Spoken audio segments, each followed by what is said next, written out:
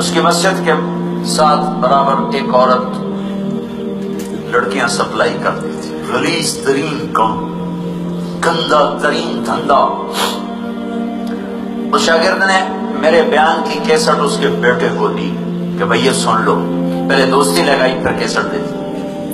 وہ گھر میں سن رہا ہے، اس کی ماں آتے جاتے اس کے کانوں میں آواز پڑ رہی، وہ بھی آ کے بیٹھ گئی، سنتے رہی، کہنے گی دوبارہ لگاؤ، ساری سن، پھر کہنے ایک دفعہ اور لگاؤ، پھر ساری سن، پھر کہنے گی یہ کس کی ہے؟ اس نے کہا مجھے بھی نہیں پتا کس کی ہے، مجھے تو مولوی صاحب نے دی ہے۔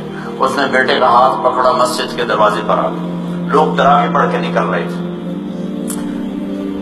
بلا لیا بچے کو، امام کو بلایا، کہا یہ کیسٹ آپ نے دی ہے، کون ہے یہ؟ کہا جی میرے استاد ہیں طارق جمیل صاحب۔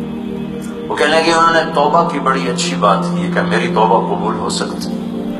کیا کام کرتی تھی وہ؟ میں دوبارہ زبان پہ لاتے ہوئے شرما رہا ہوں، کیا میری توبہ قبول ہو سکتی؟ کہا ہاں جی۔ وہ کہہ رہے ہیں اللہ کہہ رہا ہے تو قبول ہی قبول ہے۔ کہا اچھا پھر میں تیرے سامنے اللہ کی بارگاہ میں توبہ کرتی۔ اور اگلے دن اس نے مسجد میں تراویح میں آنا شروع کر دیا۔ تراویح کے بعد جب دعا تو کہتی یا اللہ اگر میری توبہ قبول ہے تو مجھے اٹھا لے۔ ساری زندگی کام کیا کیا میں نے بتا دیا ہے۔